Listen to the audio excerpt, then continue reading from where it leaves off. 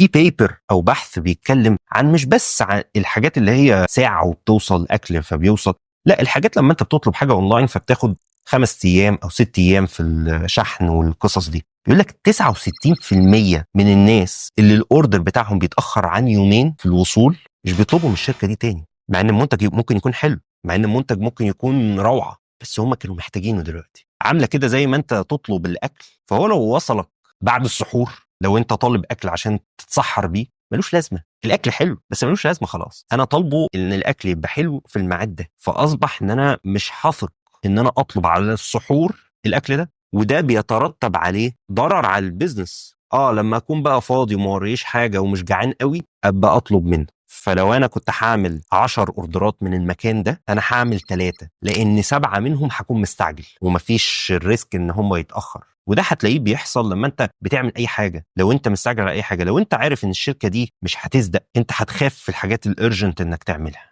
لو انت عارف ان لما تطلب اوبر ولا كريم هيتاخر والسواق هيقعد بقى يتاخر عليك، هتروح موقف تاكسي على طول وهو معدي من قدامك. لو انت بتتعامل في الشغل مع موردين وعارف ان المورد ده بيسعفك، بس المورد ده عنده حاجات احلى بس مش هيسعفك، هتبقى بتطلب وانت مضطر من اللي بيسعفك. وده بقى لما اكون على مهلي. فاثره على البيزنس كمان مش بس ان ممكن حدش يشتري منك، لا ده حتى اللي بيشتري منك ممكن ما يشتريش منك بنفس القوة الشرائية اللي كان هيشتري منك بيها. ففي ضرر لمجرد ان احنا ما صدقناش في الميعاد.